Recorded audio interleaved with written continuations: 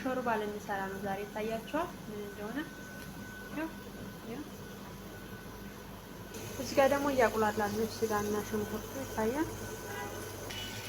ይታያችኋል። ሾርባ ነው ግን የምንሰራው።